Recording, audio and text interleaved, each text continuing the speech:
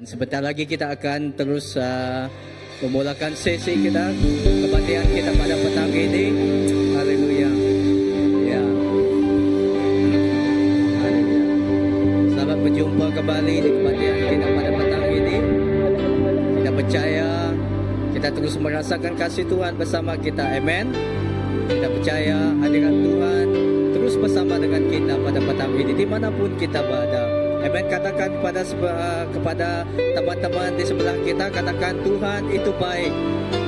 Ya, bersama Tuhan kita luar biasa. Amen. Haleluya. Beri kemuliaan kepada Tuhan kita Yesus Kristus. Haleluya. Amen. Haleluya. Ya, mari kita berdoa bersama. Saya memimpin kita dalam doa. Haleluya. Terima kasih Tuhan. Terima kasih karena kasih setia Engkau tidak pernah berubah dalam hidup kami. Dan Tuhan, ketika ini Tuhan, saat ini Tuhan, kami tetap merasakan Tuhan, Engkau tetap bersama dengan kami. Dan Bapa, kami serahkan Tuhan seterusnya tangan Engkau Tuhan. Dan biarlah Engkau hadir dan Engkau terus bersama kami dari awal hingga ke penghujung Tuhan. Bapa, ketika kami memuji dan menyembah Engkau pada petang ini Tuhan, biarlah lagu yang kami nyanyikan dan setiap apapun yang kami lakukan Tuhan ketika ini Tuhan, biarlah itu menjadikan Tuhan, menjadikan persembahan yang hidup, yang berbau wangi Tuhan kami berikan kepada Engkau Tuhan. Bapa, terima kasih Tuhan, dan kami juga serahkan Tuhan pastor yang ingin menyampaikan firman Engkau sebentar lagi Tuhan. Bapa, biar Engkau memakai dan Engkau Tuhan terus menjamah dia dengan urapan yang daripada Engkau. Bapa, terima kasih Tuhan. Di dalam nama Tuhan Yesus Kristus Tuhan dan Juru Selamat kami telah berdoa. Amen. Haleluya. Amen. Sekali lagi kita mari menyambut Sang Raja dan Raja damai kita. Amen.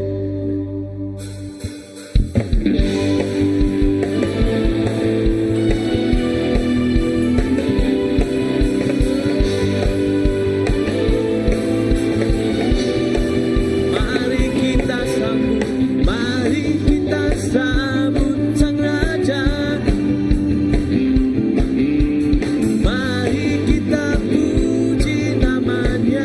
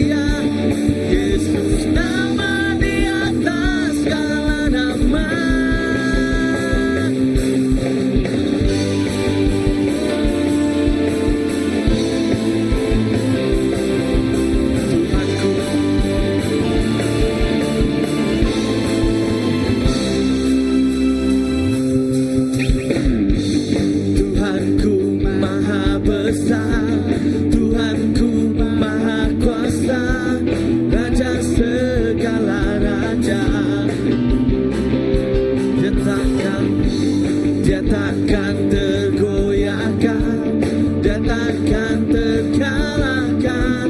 Dia hidup dan berkuasa. Serukan namanya, Yesus Tuhan Raja. Segala kuasa tunduk dalam namanya.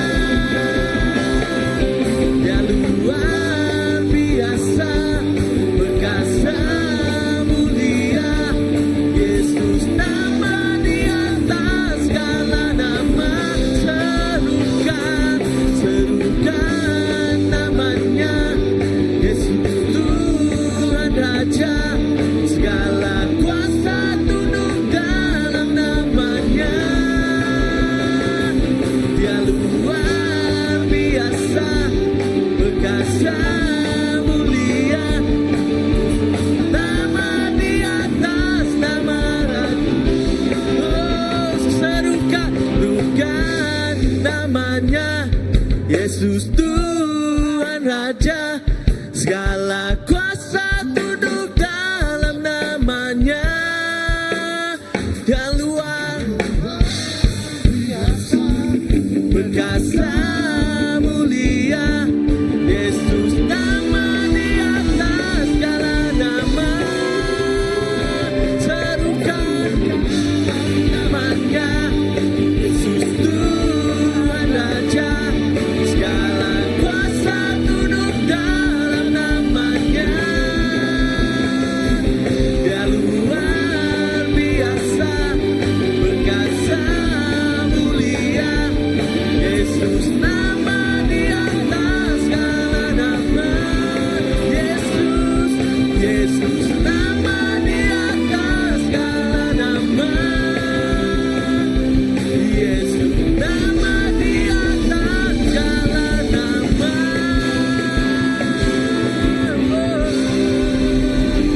Yesus di atas segala nama.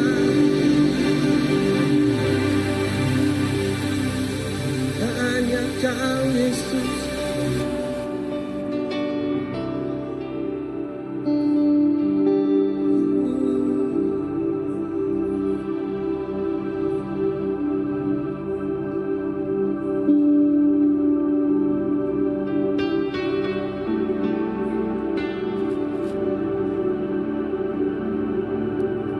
Raja di tahta.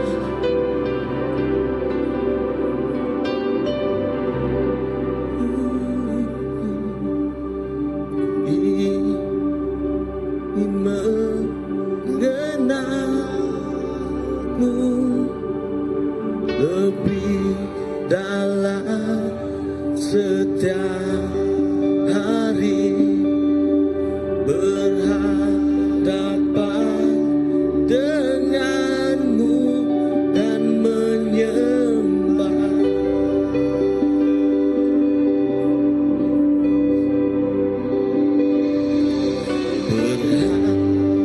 Berharapkan denganmu, kami haus akan Engkau. Kami cintakan Engkau, Yesus.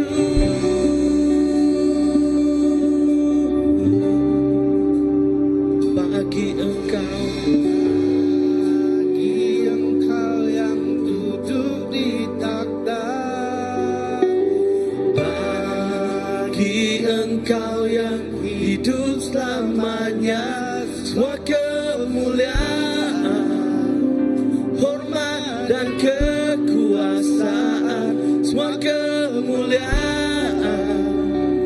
hormat dan kekuasaan.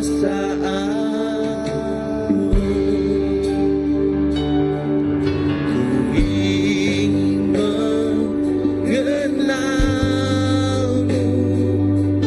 lebih dalam setiap hari.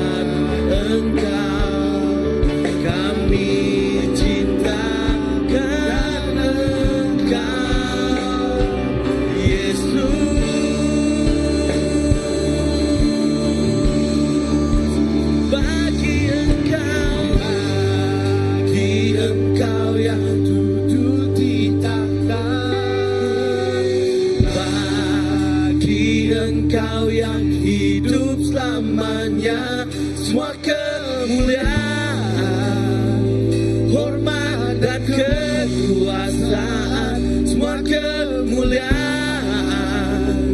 hormat dan kekuasaan bagi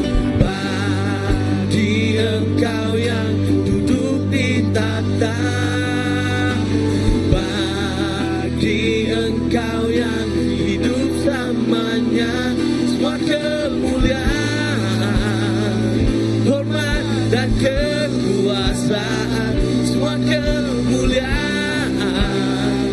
hormat dan kekuasaan, oh, bagi Engkau yang duduk di tahta, bagi Engkau yang hidup selamanya, semua kemuliaan, hormat dan kekuasaan, semua kemuliaan, hormat dan kekuasaan.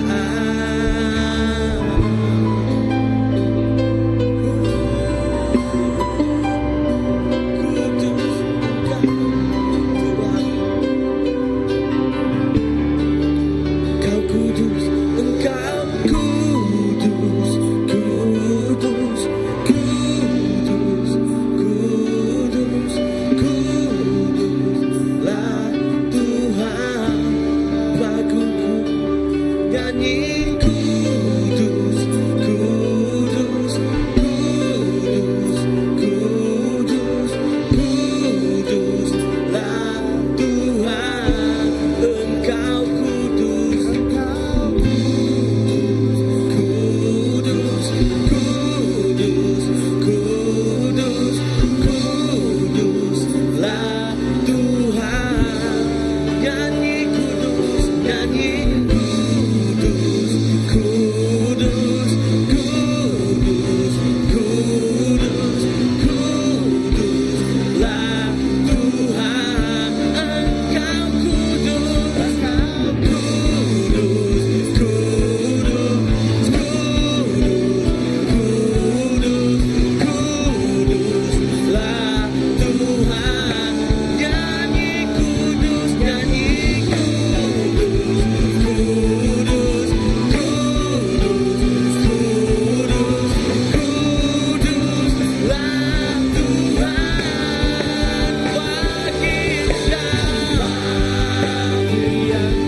yang duduk di tahta, bagi Engkau yang hidup selamanya, semua kemuliaan, hormat dan kekuasaan, semua kemuliaan, hormat dan kekuasaan bagi Engkau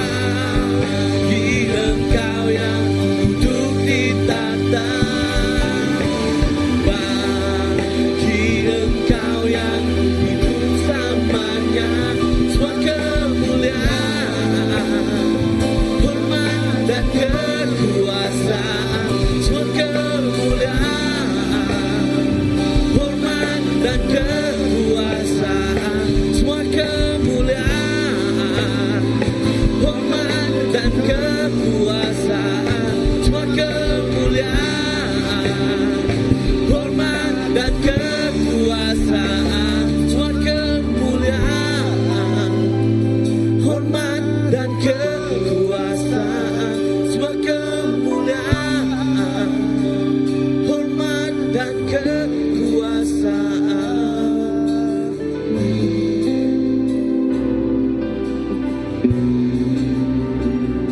Semua kemuliaan bagi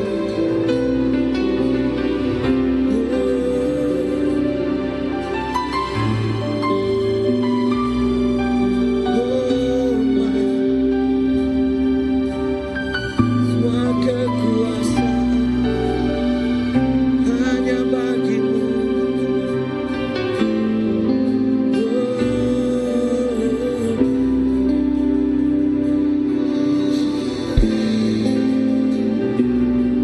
Biar semua kekuasaan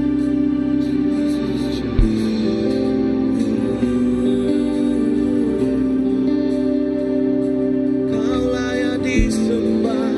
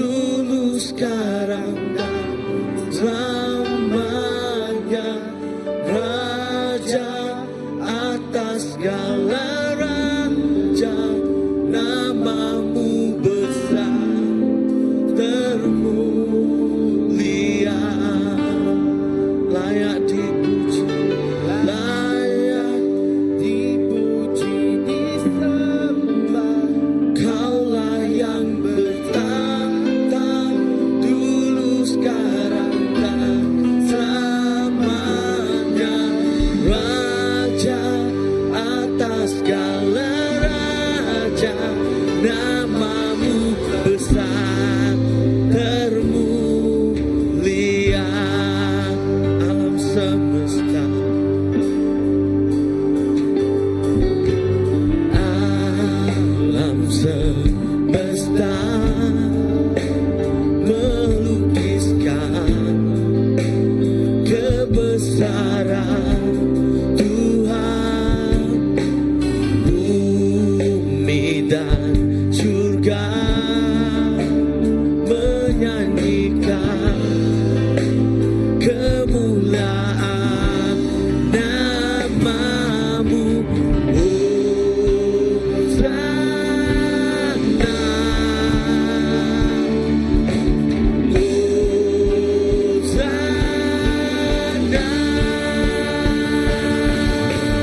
Layak dipuji, disembah, Kaulah yang bertata dulu, sekarang, dan selamanya.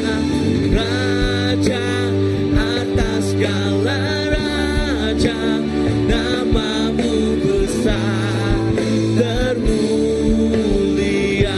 Layak dipuji, layak dipuji, disembah, Kaulah yang bertata dulu, sekarang, dan selamanya.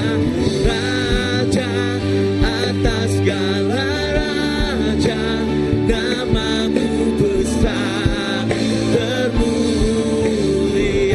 Layak dipuji, disembah, dipuji, disembah, Kaulah yang bertata dulu, sekarang, dan selamanya. Raja atas segala raja, namamu besar termulia. Layak dipuji, layak dipuji, disembah, Kaulah yang bertata dulu, sekarang, dan selamanya.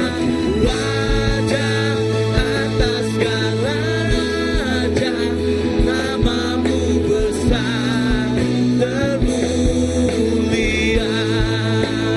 Namamu besar termulia. Namamu besar termulia.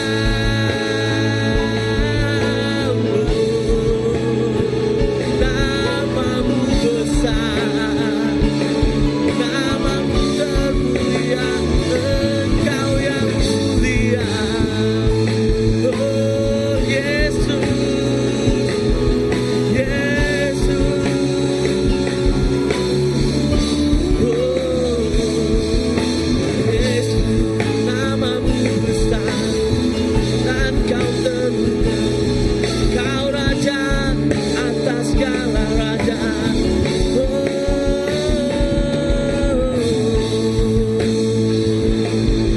yes Lord, namamu disebut, namamu disebut, Kau disanjung tinggi.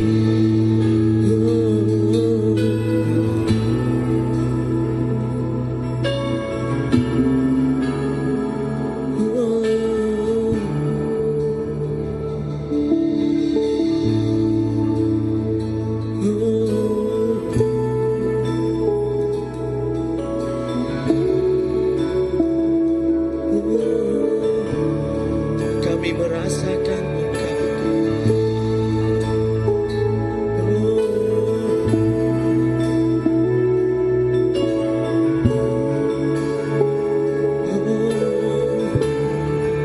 Yesus,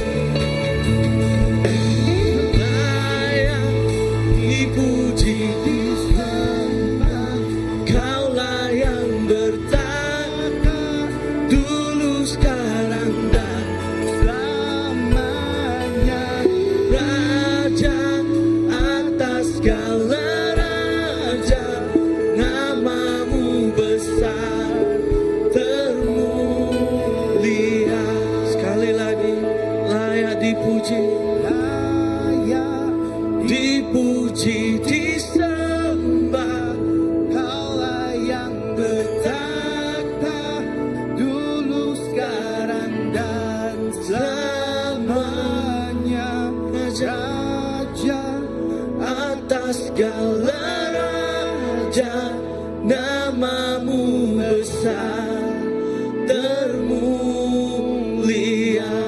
sekali, layak dipuji, layak dipuji, disembah. Kaulah yang bertata dulu, sekarang dan selamanya, Raja atas segala raja, namamu besar, termulia, namamu besar, termulia, namamu besar, termulia, namamu besar, termulia. Yes, Jesus, terima kasih Tuhan, namamu di atas segalanya. Yesus, Yesus, terima kasih Tuhan. Haleluya. Haleluya. Kita masih dalam hadirat Tuhan. Mari kita sekali lagi kita menyembah Tuhan. Biar kita fokus, biar kita membawa hati kita untuk menjadi kepersembahan pagi ini, petang ini pada Tuhan. Karena bagi Dia adalah segalanya. Haleluya. Mari kita nyanyikan lagu ini sekali lagi. Lagu yang awal kita nyanyikan tadi. Bagi Dia. Haleluya. Bagi Dia yang duduk di takhta. Haleluya. Engkau yang hidup selamanya, semua kemuliaan, hormat dan kekuasaan, semua kemuliaan, hormat dan kekuasaan. Sekali lagi bagi Dia. Bagi Engkau yang duduk di takhta, bagi Engkau yang hidup selamanya, semua kemuliaan, hormat dan kekuasaan, semua kemuliaan, hormat dan kekuasaan. Bagi Engkau yang duduk di takhta, Bagi Dia yang duduk di takhta. bagi Engkau yang hidup Engkau selamanya. yang hidup selamanya, semua kemuliaan, hormat dan kekuasaan, semua kemuliaan, hormat dan kekuasaan. Bagi Engkau yang duduk di takhta, bagi Engkau yang hidup selamanya, semua kemuliaan, hormat dan kekuasaan, semua kemuliaan, hormat dan kekuasaan.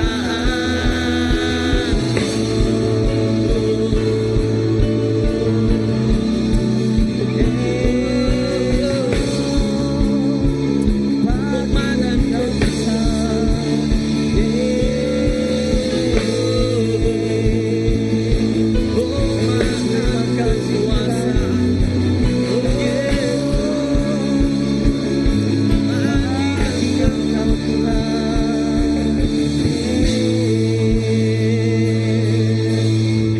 Haleluya. Terima kasih Tuhan. Iya Tuhan, bagi Engkau yang duduk di takhta dan bagi Engkau yang hidup selamanya Tuhan, segala kemuliaan, segala hormat dan segala kekuasaan hanya bagi Engkau Tuhan, dan hanya untuk Engkau saja Tuhan. Bapa, terima kasih Tuhan.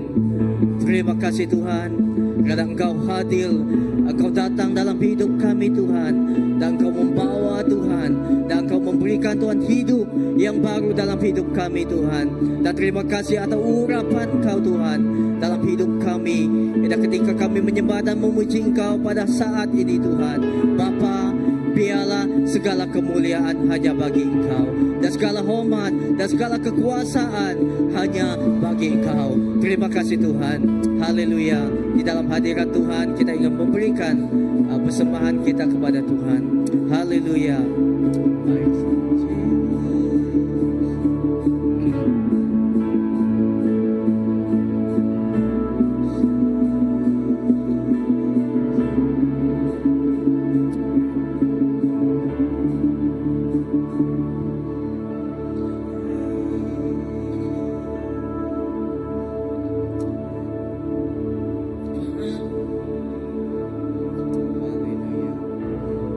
Terima kasih Tuhan. Yes, haleluya.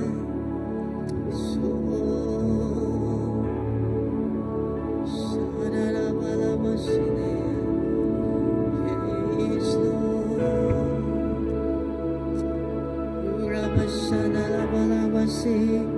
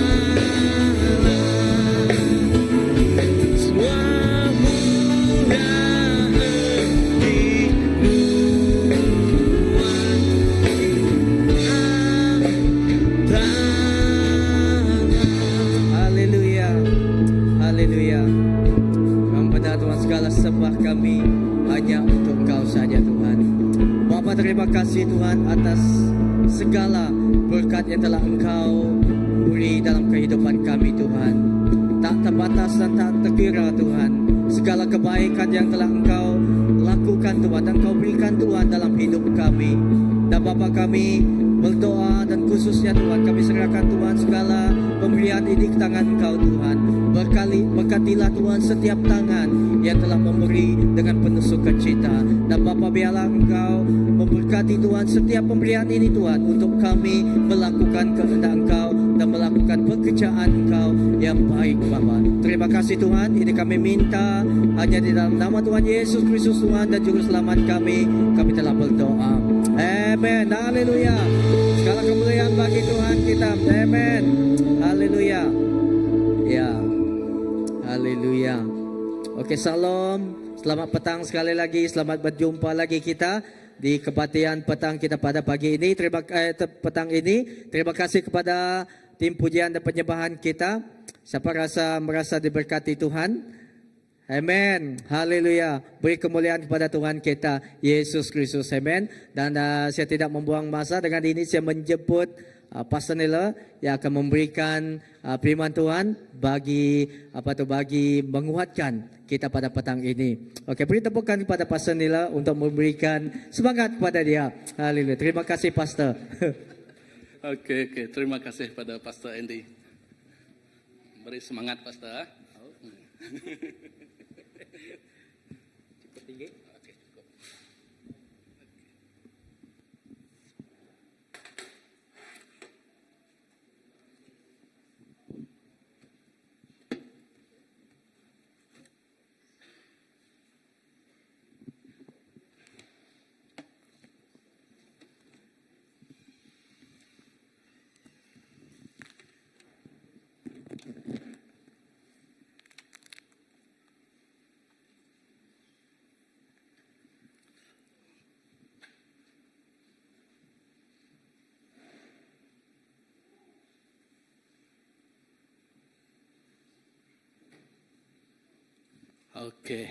Okey, shalom semua.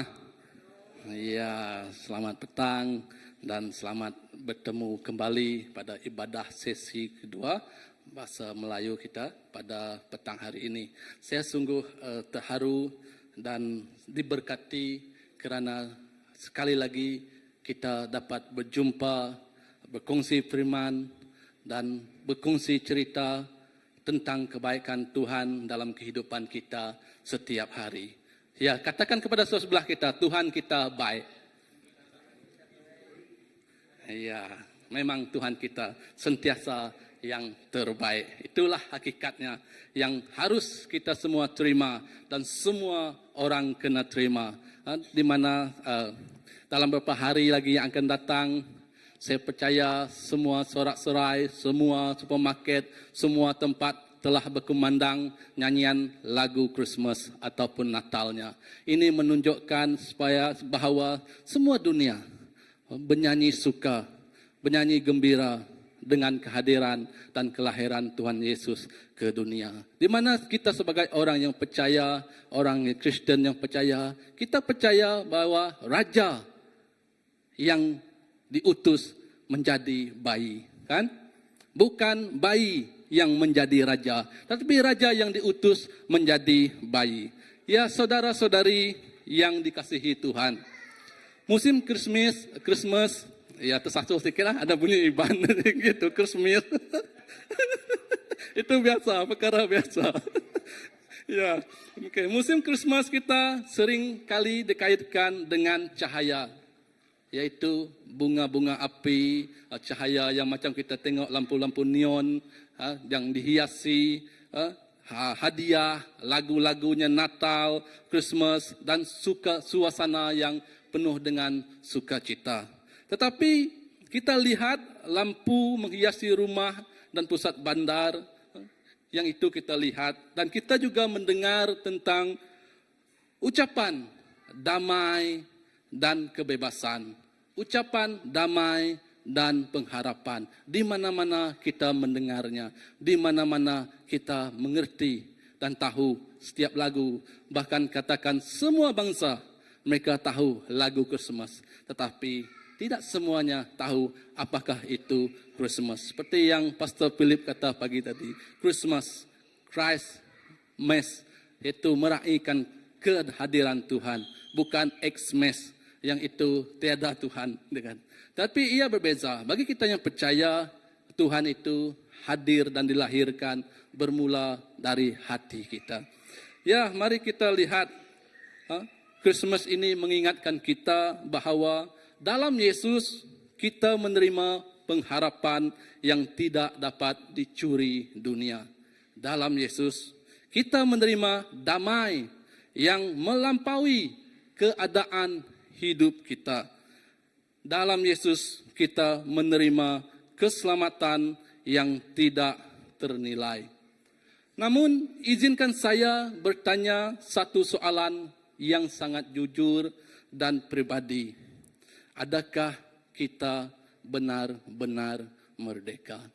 Itulah soalan yang saya tanya untuk kita pikirkan sejenak dalam kehidupan kita. Adakah kita benar-benar merdeka?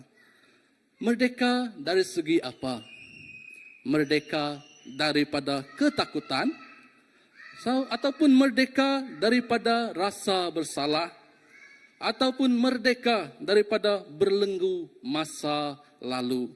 Atau adakah kita hanya kelihatan bebas di luar tetapi masih terikat di dalam? Alkitab mengajar kita bahawa Christmas bukan sekadar cerita bayi di palungan, bukan kisah Yesus yang dilahirkan di palungan, tetapi ialah Christmas adalah misi ilahi, yaitu misi Tuhan, di mana Tuhan sendiri yang masuk ke dalam dunia manusia untuk membebaskan manusia. Itulah Christmas. Firman Tuhan di dalam Ibrani 2:14 hingga 15 seperti yang kita tengok di kaca skrin, yaitu merdekakah kita. Hari ini saya tidak berkongsi banyak firman. Saya berkongsi 2 firman saja, yaitu Ibrani 2:14 hingga 15 yang menyingkapkan kebenaran besar ini. Dan teks ini juga bukan sekadar untuk difahami, melainkan untuk mengubah cara hidup kita. Hari ini kita akan menghayati dan menyoal hati kita, merdekakah kita?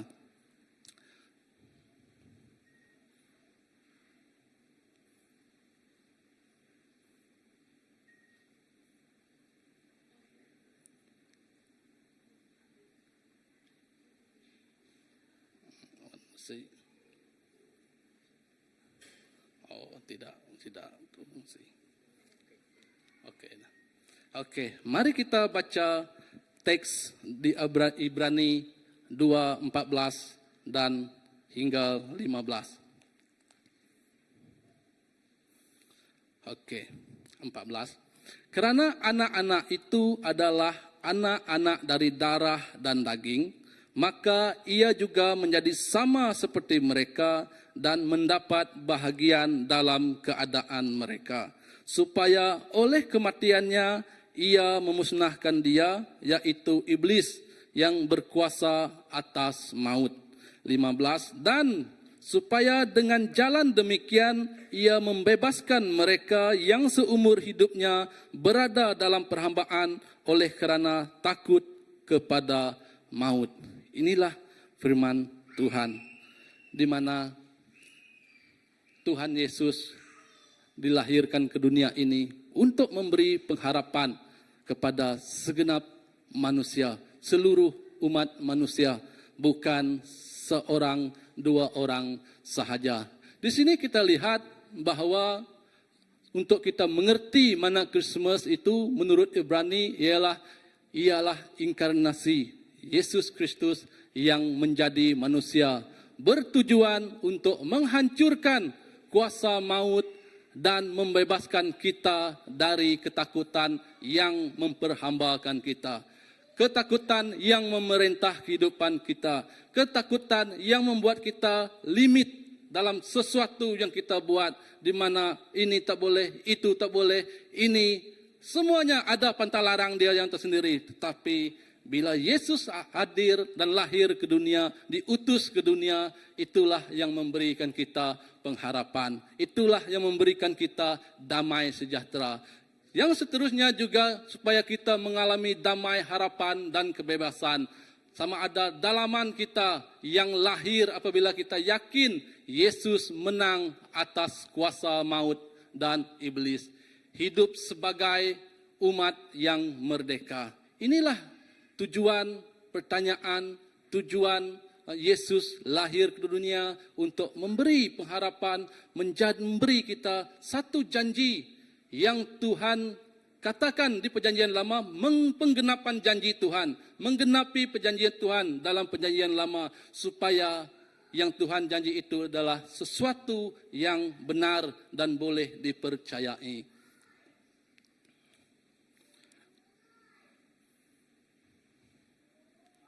Okey, kita terus kepada isi. Okey. Ini adalah bahagian yang pertama, di mana firman Tuhan berkata, Karena anak-anak itu adalah anak-anak dari darah dan daging, maka ia juga menjadi sama dengan mereka yang turut mengalami keadaan mereka. Ini adalah inkarnasi. Yesus turun menjadi manusia. Yesus bukan dilahirkan, tetapi ia diutuskan. Diutuskan untuk dilahirkan melalui rahim Maria. Inilah inkarnasi di mana Yesus adalah 100% Tuhan dan 100% manusia.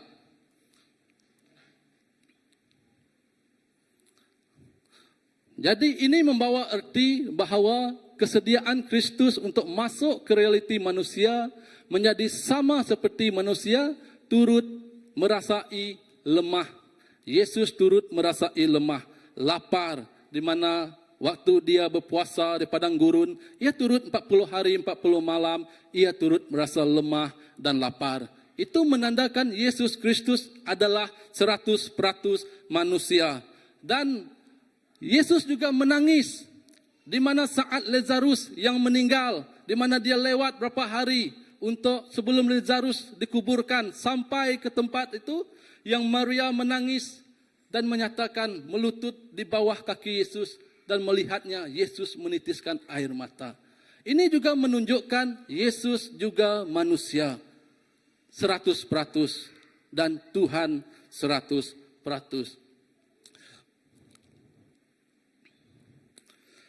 Tetapi Yesus memilih untuk merasai hidup seperti kita, supaya penyelamatan itu bukan teori tetapi nyata.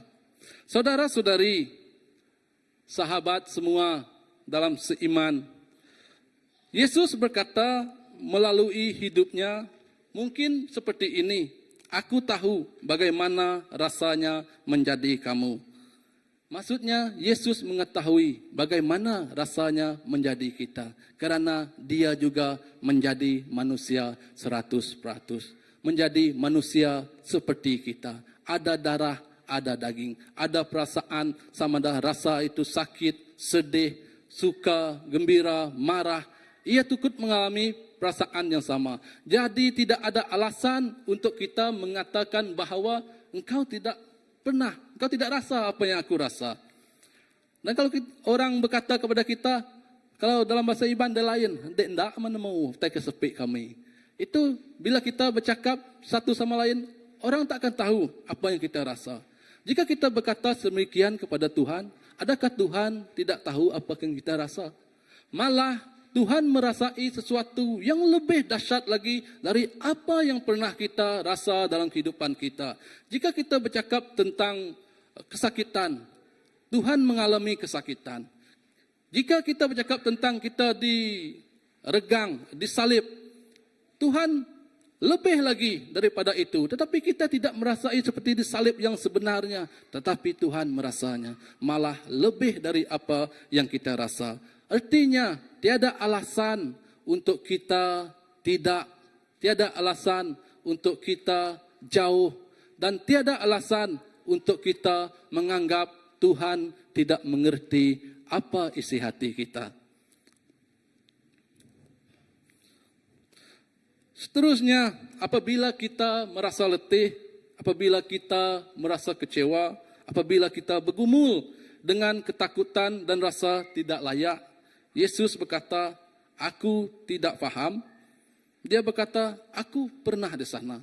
Yesus berkata, dia tahu apa situasi kita dan ia merasai apa yang kita rasa. Dan dia mengambil bahagian dalam kemanusiaan agar penyelamatan bukan sekadar teori tetapi yang nyata.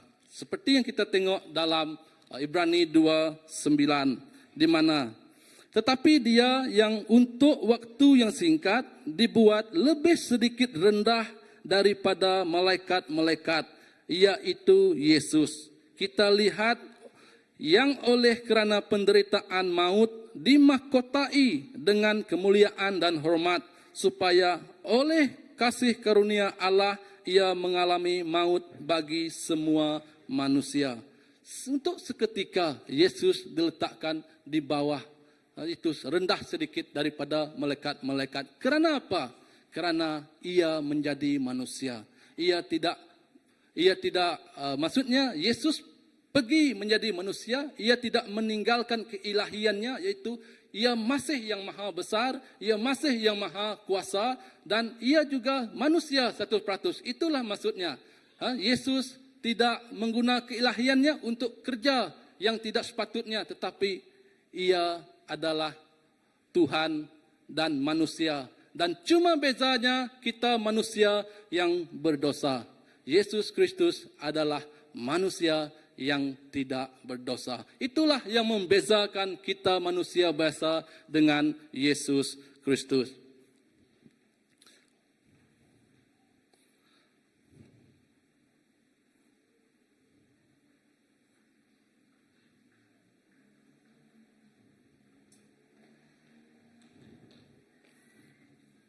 Okey, sebagai contoh, apa yang kita lihat? Contohnya waktu COVID, bayangkan seorang dokter ataupun pegawai perubatan yang tidak hanya memberi nasihat dari jauh, tetapi menyusup masuk kekuasaan wabak. Seperti yang kita lihat pada 2019 pemulaannya, COVID melanda seluruh dunia, bukan hanya pada kita di sini saja. Di situ banyak kekangan, berhubungan, permasalahan yang menyekat kita untuk hadir, untuk datang. Begini juga apa yang berlaku kepada barisan hadapan, itu boleh kita katakan dokter, bila mereka merawat, adakah mereka merawat dari jauh dan melihat saja, oh ini buat siapa yang akan buat tu? Tak ada. Sebab mesin tidak akan membuatnya sendiri.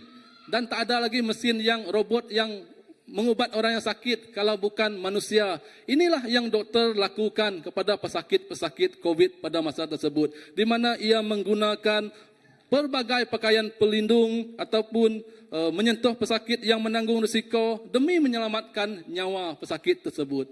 Tetapi bila kita lihat kepada Yesus Kristus, iaitu dia turun ke tengah wabak dosa di mana kita masih berdosa. Dan dia bukan menonton, tetapi untuk mengubati. Ini bermakna Yesus bukan hanya dia tidak melihat dari jauh, tetapi dia melihat dari dekat. Dia bersama-sama dengan kita dari dekat.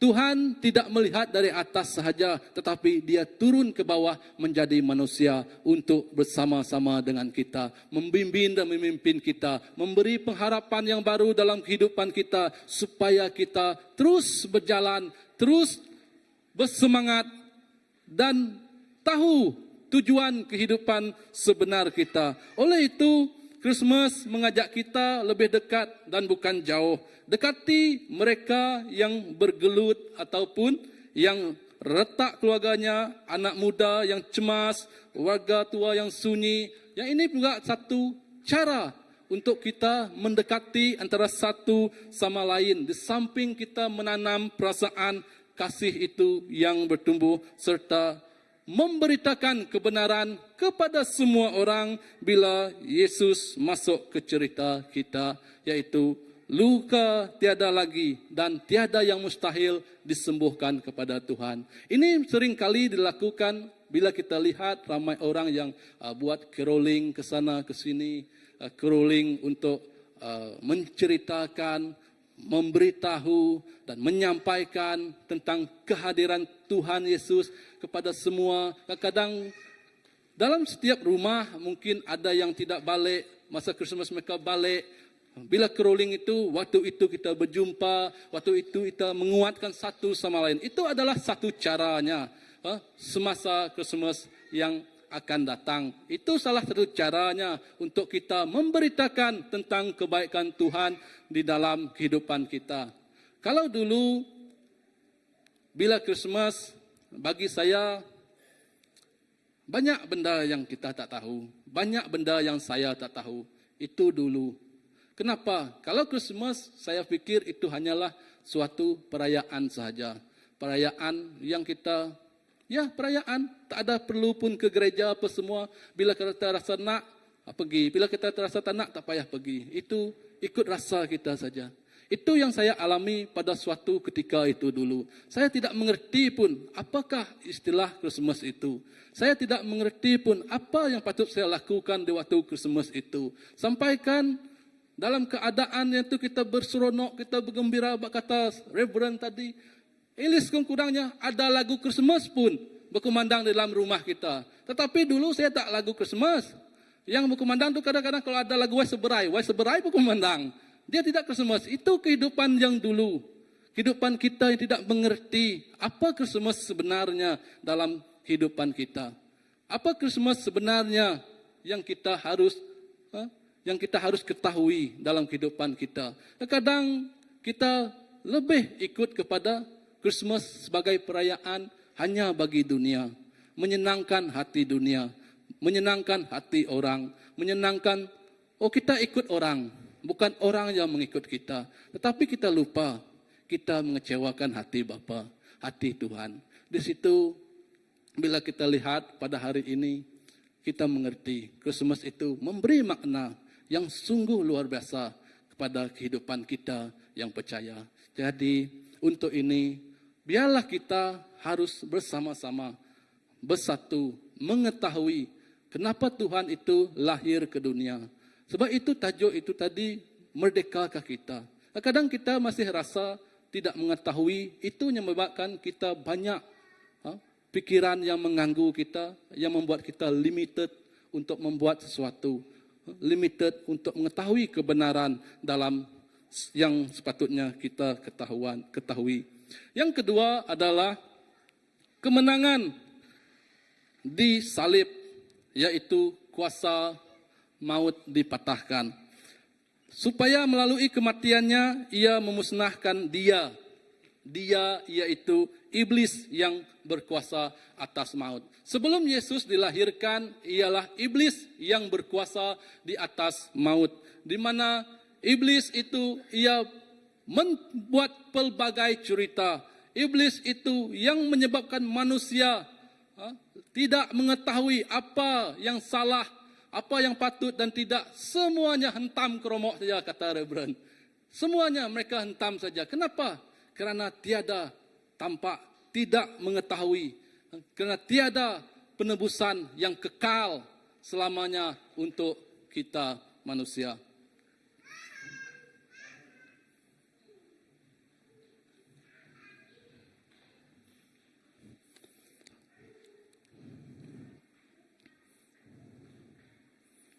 Okey, yang ini adalah yang kedua. Paradoks Christmas yang membawa kepada Paskah. Inilah Christmas, kelahiran yang membawa kepada kehidupan. Dari raja menjadi bayi, yang diutus menjadi bayi dan memberi kehidupan kepada kita. Yang ini bermaksud, jika saya tendangkan sikit, paradoks ini adalah ia nampak sesuatu yang bertentangan. Tetapi sebenarnya benar. Ia nampak bertentangan, tetapi sebenarnya benar. Contohnya adalah seperti untuk menjadi kuat, kita harus mengakui kelemahan. Itulah maksud paradoks, istilah dia. Untuk menjadi kuat, kita harus mengakui kelemahan. Macam mana pula itu? Macam mana kita nak jadi kuat kalau kita mengaku kelemahan? Yang kedua adalah dengan memberi, kita menerima. Ini sesuatu yang bertentangan, tapi semuanya adalah benar dan terjadi. Kerana dengan memberi, kita menerima. Bila kita selalu memberi, ada suatu ketika, suatu masa yang kita tidak sedari, kita menerima. Mungkin bukan daripada tubuh kita, tetapi keluarga, keturunan kita. Kita mampu menerimanya. Itulah maksud paradoks dalam kekristenan kita. Dalam konteks iman, paradoks sering menggunakan untuk menyatakan kebenaran rohani. Hamba yang menjadi raja. Yesus yang lahir di palungan menjadi raja. Sesuatu yang tidak masuk akal, tetapi ianya benar dan ianya terjadi. Di mana kematian yang membawa hidup. Kematian Yesus yang membawa hidup. Kadang-kadang kita pikir benda itu tidak masuk akal, tetapi ianya adalah benar. Kematian Yesus adalah membawa kehidupan bagi semua kita yang percaya, kerana dosa ataupun maut tidak berkuasa lagi dalam kehidupan kita. Iblis tidak berkuasa lagi dalam kehidupan kita. Dan semua tempat yang kita pergi, bila Yesus bersama dengan kita, kita adalah menjadi pemenang. Kita lah menjadi yang hebat.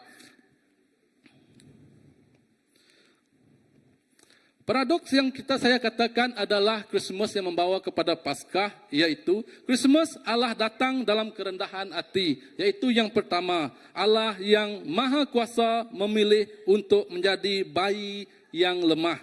Yesus lahir adalah bukan di istana, tetapi di palungan. Raja segala raja yang datang menjadi hamba. Sang pencipta yang masuk ke dalam ciptaannya.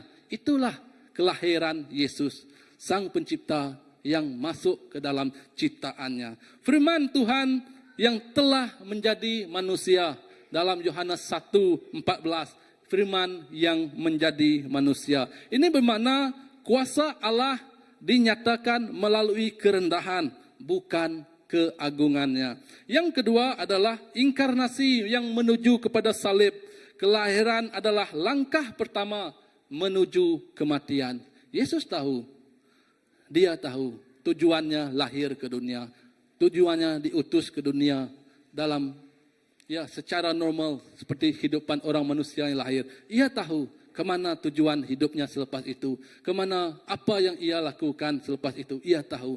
Tetapi ia turut merasainya kerana kasihnya yang terlampau dalam kepada kehidupan semua orang yang berdosa. Tetapi kelahiran Yesus sudah mengarah kepada salib.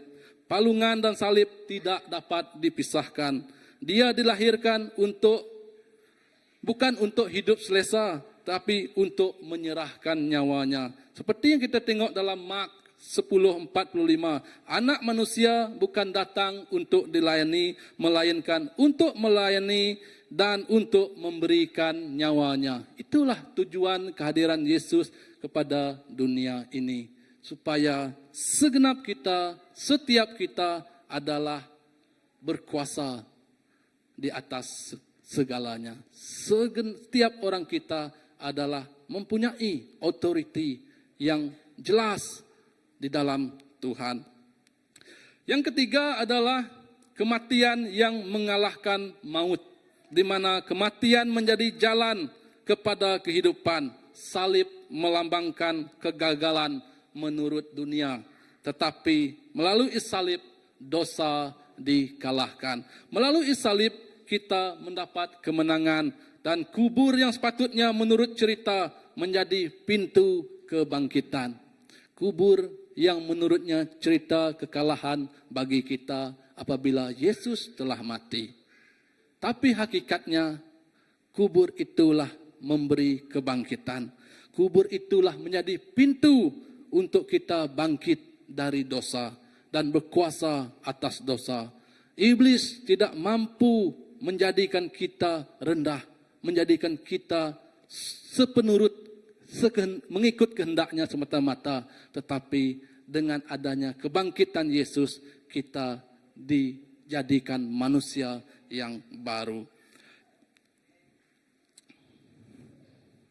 Jadi paradok ini adalah memanggil orang Kristen untuk merendahkan diri, untuk ditinggikan oleh Tuhan.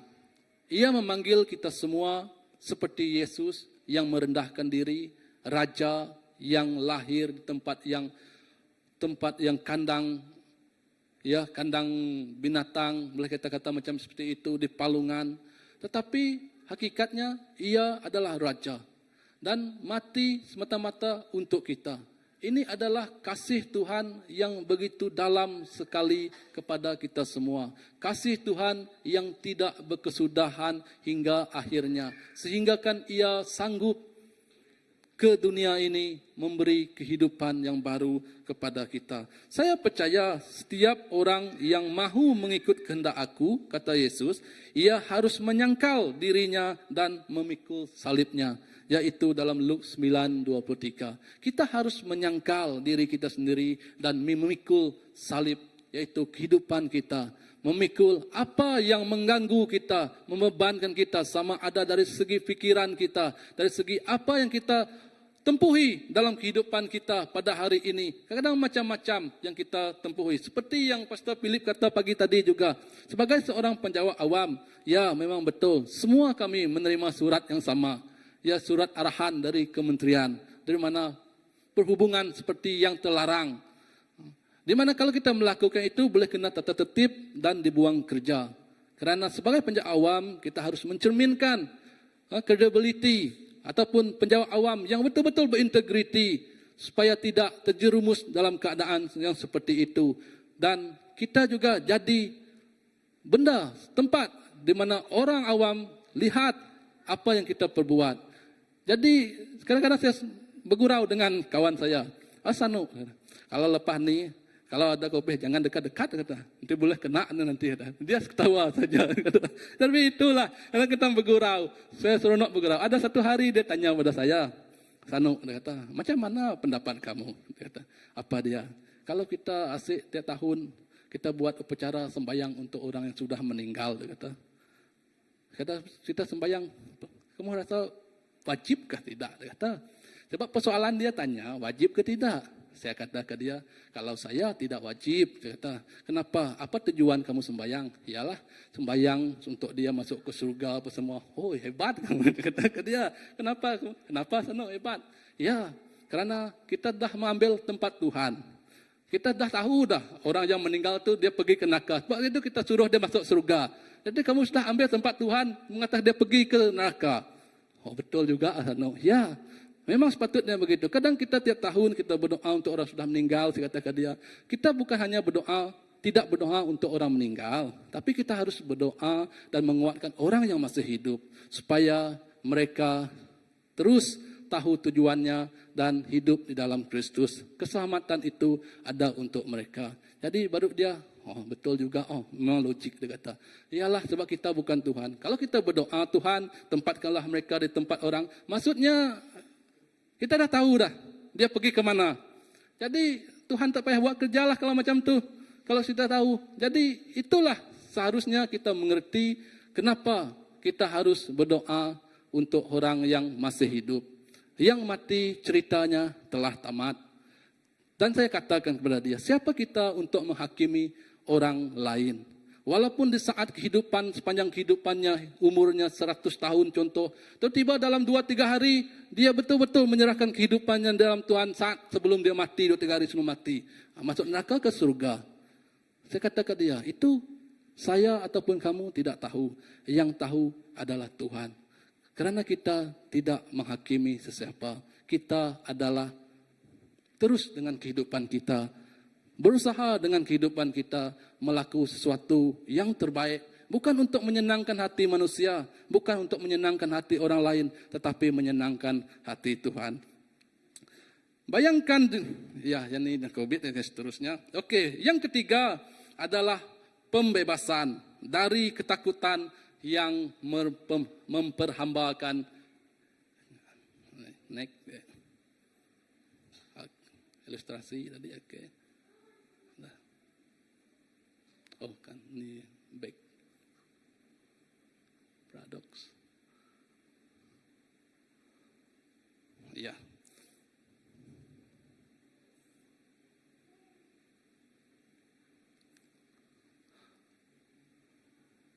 Oh.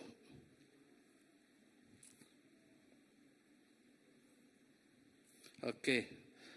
Untuk ilustrasinya, seperti singa yang telah dicabut giginya. Ya, ini untuk yang iblis tadi. Jika maut telah dikalahkan oleh Yesus, maka maut tidak berkuasa lagi kepada kita. Seekor singa yang masih kelihatan garang dan menakutkan, bunyi ngaumannya masih kuat. Rupanya masih sama, namun giginya telah tercabut.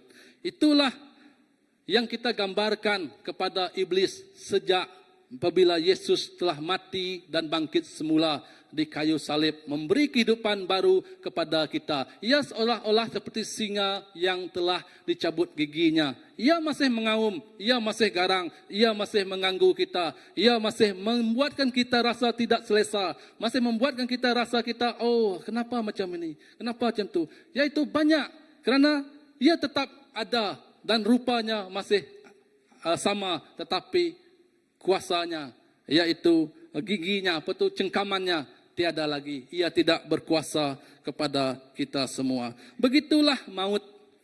Ia masih kelihatan menakutkan, tetapi sengatnya telah dicabut oleh Kristus. Amin. Ya, sengat maut tidak berkuasa kepada kita. Ia tidak lagi mempunyai kuasa yang memendasarkan orang yang percaya. Di manakah, hai maut, sengatmu? 1 Korintus 15:55. Apa yang kita alami apabila Yesus telah bangkit dan memberi kehidupan baru, yaitu kita mempunyai identiti yang baru. Identiti yang tidak diperintah oleh rasa bersalah kita. Daripada rasa yang bersalah yang lama, ataupun ketagihan, ataupun benda-benda yang tidak sepatutnya kita lakukan. Dan kedua adalah doa kemenangan. Kita belajar berdoa dengan iman, menolak intimidasi ataupun intimidasi rohani, yaitu ketakutan, tuduhan dan tipu daya dunia ini. Ingat, kemenangan bukan dari usaha kita, tetapi dari salib Kristus. Seterusnya yang ketiga adalah pembebasan dari ketakutan yang memperhambakan. Ia membebaskan pula mereka yang seumur hidupnya berada dalam perhambaan kerana takut kepada maut. Ketakutan bukan sekadar emosi, ia adalah sistem perhambaan yang membatasi keputusan, hubungan dan harapan. Christmas menandakan keluaran baru, keluar dari belenggu ketakutan. Maksudnya, Christmas memberikan kita kehidupan yang baru yang membebaskan kita dari ketakutan, diperhambakan oleh semua kehidupan lampau, kehidupan lama ataupun takut kita sendiri. Kadang kita banyak benda yang menakutkan sehingga kita tidak mampu untuk maju ke hadapan. Kadang kita rasa sesuatu itu akan menyebabkan, malulah saya. Jadi saya tidak harus ke depan. Kadang kita rasa takut itu, kita tidak berani pun mencuba. Tapi hakikatnya, untuk mendapat sesuatu yang terbaik itu, kita harus berani mencuba. Seperti yang kita lihat, seperti yang pernah saya katakan, ayam KFC itu, berapa ratus kali, 1000 lebih kan, dia cuba untuk buat ramuan. Sehingga kita hari ini mampu menikmati ayam yang serangup itu. Ramai orang mengikutnya, tapi tidak ada yang seperti itu. Jadi itulah yang terbaik.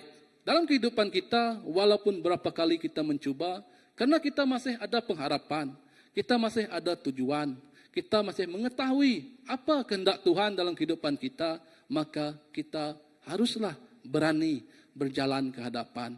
Mungkin kadang kita rasa letih, kita rasa lemah, kita rasa sakit. Tetapi kita tidak seharusnya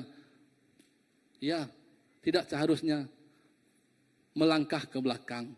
Jika kita tidak larat untuk melangkah ke depan, maka biarlah kita berdiri di situ sementara. Berehatlah di situ sementara, tetapi jangan mengundur ke belakang.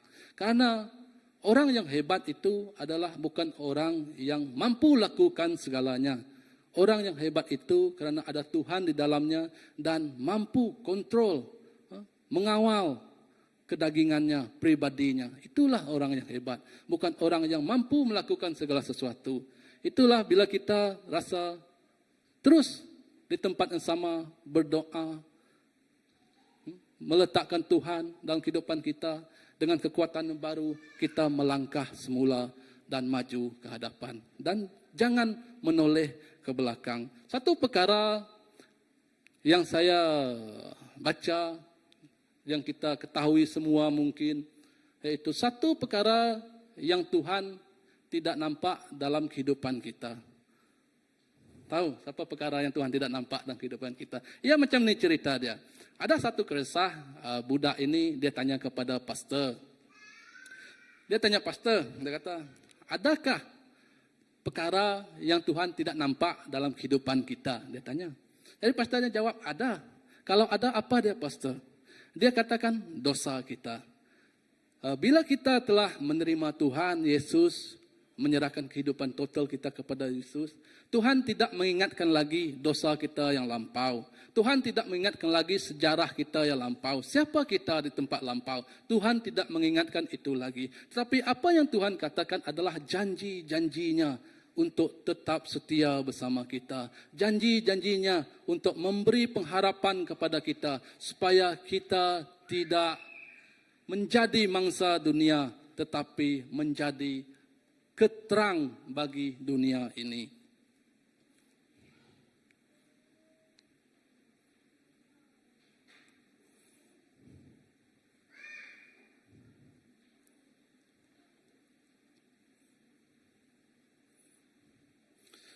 Ya, ini ilustrasinya. Bayangkan seorang yang takut kepada kegelapan berjalan dengan pelita, di tangannya, kegelapan masih ada, tetapi dengan cahaya ia tidak lagi diperhambakan. Kristus adalah pelita itu, harapan yang menerangi langkah, tidak memadamkan realiti gelap, tetapi mengalahkan kuasanya ke atas hati. Seorang hamba yang berjalan, seperti kita berjalan dalam kegelapan, kita memiliki satu pelita, adapun lampu. Mungkin lampu yang kita ada itu, dia tidak dapat menerangi seluruh dunia ini, menerangi seluruh tempat itu, tidak. Tetapi sekurang-kurangnya ia mampu menerangkan jalan kita. Ini bermaksud, walaupun dalam segi manapun kehidupan kita, jika ada firman di dalam kehidupan kita, dalam hati kita, itu mampu menerangkan hidup kita. Menjadikan kita orang yang terus hidup di dalam Tuhan dan percaya bahwa Tuhan adalah sumbernya. Ketakutan modern, yaitu kita pada hari ini, kita semuanya berfikir dan takut tentang masa depan. Ekonomi keluarga, kesehatan, ataupun penolakan sosial, dan kegagalan rohani. Setiap orang akan berfikir seperti ini. Inilah ketakutan yang orang zaman sekarang, kalau orang sebut zaman now, fikirkan. Ketakutan ini sering membuatkan kita rasa macam, tak payahlah kalau macam ni. Kalau macam sama-sama semua tak payahlah. Kadang itulah satu ketakutan bagi kita.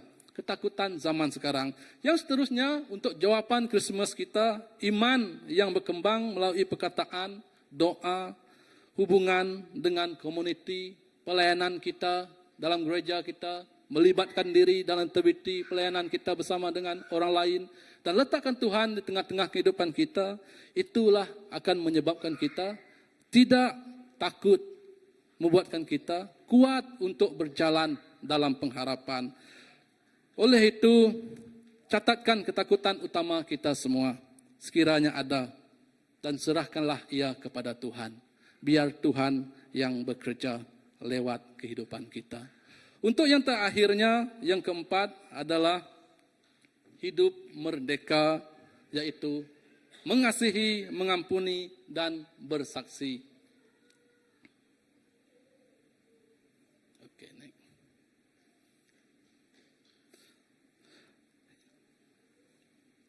Ya, hidup merdeka yaitu kita bebas dari ketakutan di mana bukan tujuan akhir.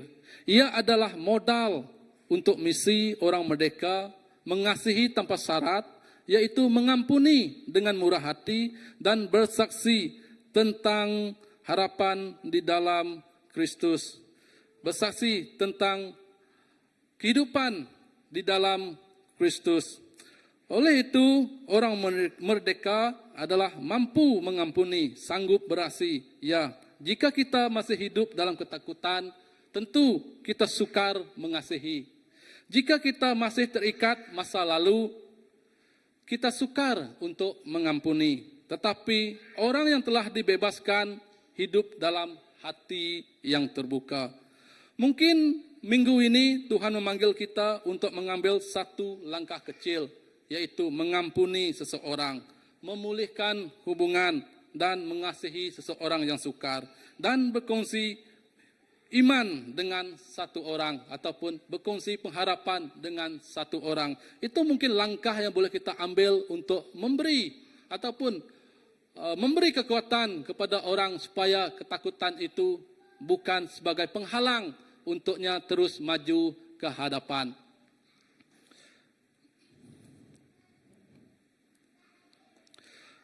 Yang ini kita lihat juga contohnya kapal yang selama ini berlabuh kerana takut badai akhirnya berlayar. Setelah menyedari kaptennya mahir dan lautnya berada dalam ketetapannya. Keberanian tidak menghapuskan badai, tetapi memberi keyakinan berlayar di tengah badai. Beginilah kehidupan kita bila kita bersama dengan Yesus. Bila kita mengetahui kebenarannya, kita akan berani. Karena kita tahu Yesus ada di tengah-tengah perahu kita. Yesus ada di tengah-tengah kapal kita. Untuk kita berlayar ke hadapan, kita harus menghadapi badai di hadapan kita untuk kita sampai ke seberang. Jika kita takut untuk berlayar ke seberang kerana ada badai dan ada takut apa semua yang berlaku, takut mengambil risiko, maka kita akan tetap di situ. Kita tidak mampu menikmati apa yang telah dijanjikan Tuhan kepada semua kita. Oleh itu, marilah kita saling mengasihi dan menyayangi, mengampuni dan memaafkan, dan menjadi saksi kepada semua orang. Christmas adalah merupakan satu tempat yang terbaik, salah satu yang terbaik untuk kita berkongsi tentang kelahiran Tuhan Yesus pada 2000 tahun yang lalu, memberi kehidupan pada kita pada hari ini. Kesimpulannya, Ibrani 2:14 hingga 15. Apakah Christmas menjawab persoalan atau soalan adakah kita bebas atau merdekakah kita? Saudara-saudari, dia masuk ke dalam kemanusiaan kita. Ya, Yesus Kristus dalam kita. Itu menyebabkan kita merdeka. Dia memusnahkan kuasa maut melalui salib. Dia membebaskan kita dari ketakutan yang memperhambakan. Kini kita dipanggil untuk hidup sebagai umat merdeka yang mampu mengasihi, mengampuni, dan bersaksi tentang kebesaran kuasa Tuhan. Jadi hari ini kita berkata, saya masih di perhambaan ketakutan atau saya mahu memulakan kehidupan merdeka di dalam Kristus. Tentunya kita mahu memulakan hidup merdeka di dalam Kristus. Firman Tuhan menjemput kita untuk mengambil langkah iman, yaitu percaya. Akui Yesus sebagai Tuhan dan Juru Selamat. Yang kedua ialah serah. Menyerah, tetap berserah, tapi jangan menyerah. Yaitu letakkan ketakutan dan beban di kaki salib. Yang ketiga adalah langkah nyata. Pilih satu tindakan yang berani, yang harus kita lakukan, yang mampu untuk kita lakukan, menyebabkan, membawa kita mampu berjalan ke hadapan.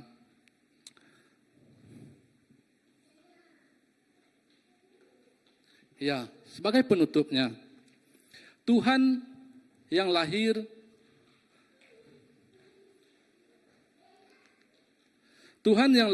adalah untuk menyelamatkanmu dan menyertaimu. Maka pergilah sebagai umat yang merdeka, mengasihi dengan berani, mengampuni dengan murah hati, dan bersaksi dengan sukacita.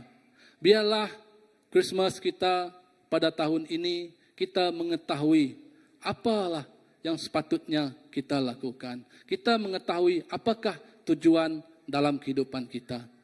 Biarlah kita berjalan dalam satu kehidupan yang mampu menyenangkan hati Bapa. Oleh itu saya panggil semua worship team. Supaya Christmas pada tahun ini kita menjadikannya satu permulaan baru untuk terus berkuat di dalam iman. Jangan takut, tetapi beranilah menghadapi segala sesuatu. Karena kita percaya Tuhan Yesus yang lahir pada hari ini, beberapa ribu tahun yang lalu, adalah untuk memberikan kita kekuatan. Kematiannya dan kebangkitannya pada waktu itu, sekarang ini, memberikan kita pengharapan. Supaya setiap segenap apa yang kita perbuat tidak sia-sia, tetapi memberikan kehidupan yang nyata pada masa yang akan datang. Biarlah Kristus pada tahun ini kita mampu membimbing, kita mampu menziarahi, kita mampu memancarkan kebaikan Tuhan dalam kehidupan kita kepada orang lain. Biarlah kita berkongsi kebaikan itu bersama-sama. Karena Tuhan kita sungguh baik dan Ia sungguh mengasihi umatnya dari dulu hingga sekarang. Tuhan kita tetap sama. Ya, saya serahkan kepada Pastor Reverend kita. Ayo mari kita berdiri dan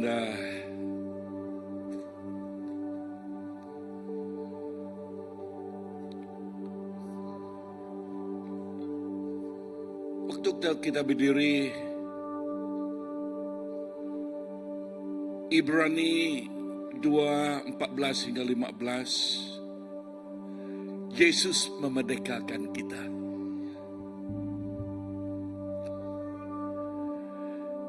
Yesus memerdekakan supaya kita tidak lagi hidup di dalam perhambaan, tetapi dalam kemenangan dan pengharapan yang kekal.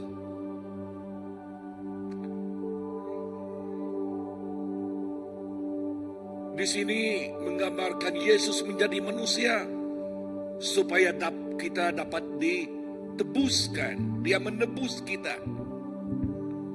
Dan melalui kematian dan kebangkitannya, kuasa iblis dipatahkan, dikalahkan. Kita dimerdekakan dari ketakutan. Kita dimerdekakan dari dosa. Kita dimerdekakan dari kuasa maut. Hidup kita kini di dalam kemenangan dan kebebasan di dalam Kristus. Yesus memerdekakan kita. Allah Bapa, terima kasih karena firman-Mu yang menyatakan begitu jelas dan terang bahwa Yesus memerdekakan setiap orang yang menyerahkan kehidupan mereka kepada Dia, kepada Yesus.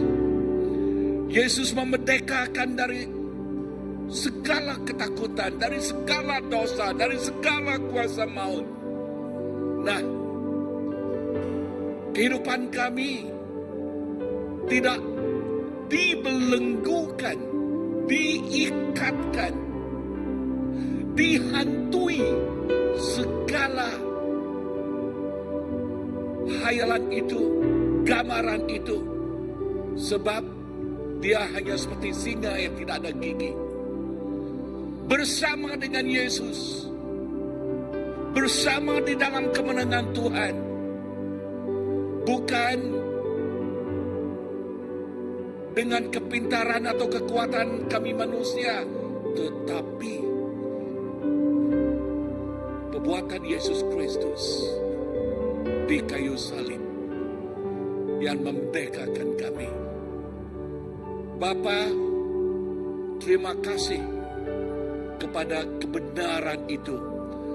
Thank you, Lord, for that assurance, the assurance of your word, where we cling unto that truth, di mana kami berpegang kepada kebenaran itu, maka kebenaran itu memerdekakan kami dari segala belenggu-belenggu yang cuba menakutkan. Bapa, terima kasih di dalam Engkau, Yesus, kami mempunyai kemenangan. Terima kasih Bapa. Terima kasih Yesus. Amen. Di dalam nama Yesus. Haleluya. Maybe we sing also, yeah. Oh, haleluya.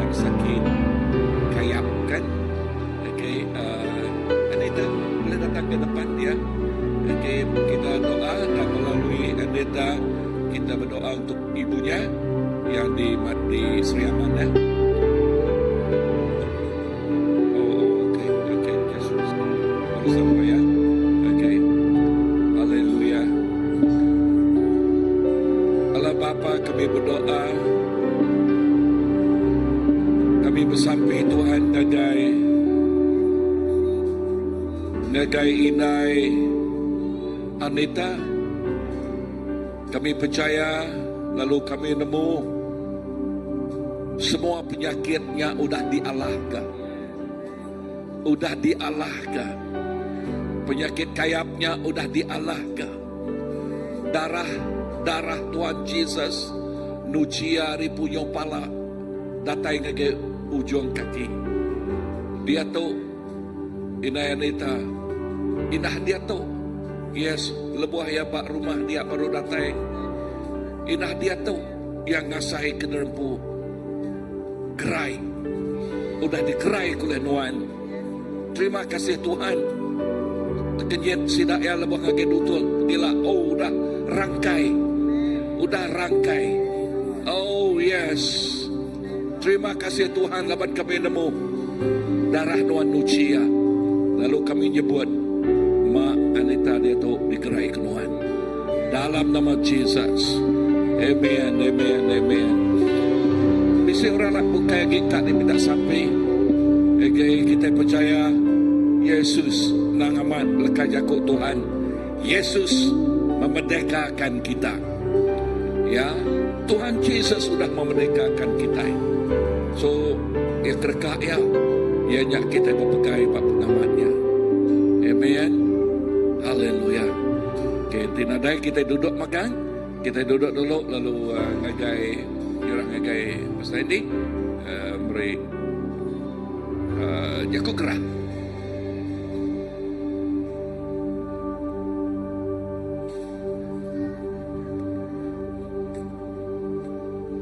Salam, haleluya.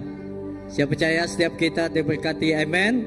Haleluya. Bukan saja kita merasakan hadirat Tuhan memenuhi hidup kita, tetapi juga kita diberkati dengan firman Tuhan, amen. Semoga pada Krismas ini memberikan pengharapan kepada setiap kita yang memanggil Yesus untuk memberikan harapan dalam hidup kita, amen. Dan seterusnya sebelum kita balik, seperti biasa kita ada pengumuman yang sedikit yang akan kita berikan.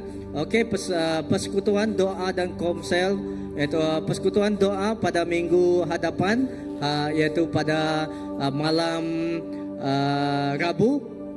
Kita tidak ada kebaktian doa pada masa itu, tetapi kita ada sesuatu yang kita lakukan di gereja ini. Nanti kita akan teruskan. Dan house group, kelompok sel pada tahun ini mungkin setengah house group ataupun komsel mereka sudah tutup kedai pada tahun ini dan akan dimulakan pada tahun-tahun yang akan datang. Okey, ya jangan risau, kita akan berjumpa di komsel kita masing-masing pada tahun yang akan datang. Okey, dan seterusnya.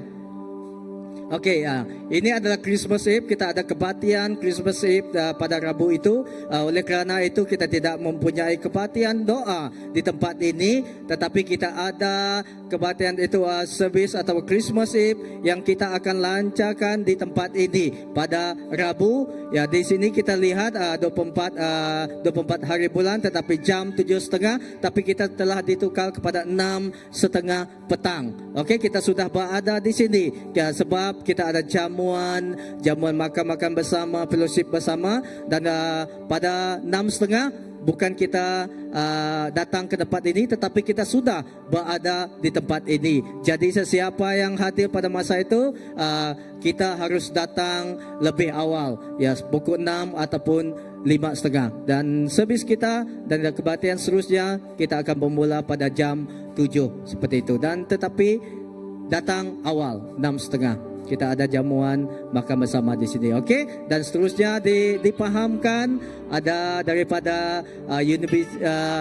pelajar-pelajar Fred ada di sini. Tadi saya sudah berbicara dengan dia. Okey, kemungkinan daripada tempat dia belajar di sana. Okey, Mas Del, okey? Ada yang mengikuti kita sebab ada segelintir daripada mereka tidak dapat balik bercuti, tetapi jangan risau, ini adalah keluarga kita, okey? Dan kamu beritahu kepada gereja kerana kamu memerlukan apa-apa transport untuk datang ke sini, okey? Seterusnya tidak ada lagi pengumuman kita. Ini saja untuk tahun ini, dan kita masih ada lagi satu kebaktian kita yang akan datang sebelum kita menutup tahun 2025. Mari kita bangkit. Saya membawa kita dalam doa untuk kita menutup kebaktian ataupun servis kita pada petang ini. Ada lagi pengumuman? Tidak ada kan? Oke, mari kita berdoa. Ya, haleluya. Ketika kita melangkah keluar dari tempat ini dan balik ke tempat kita masing-masing, oke, ini doa kita ya, seperti yang kita selalu baca, itu Bilangan 6 ayat 24 hingga 26. Semoga Tuhan memberkati kamu dan melindungi kamu. Semoga Tuhan menyinari kamu dengan wajahnya dan memberi kamu kasih kurnia. Tuhan menghadapkan wajahnya kepada kamu dan memberi kamu kedamaian. Amin. Di dalam nama Yesus kami telah berdoa. Amin. Jumpa lagi kita pada minggu yang akan datang, yaitu 28 hari bulan. Tuhan memberkati. Amin. Selamat hari Christmas. Ada lagu Christmas kita kan?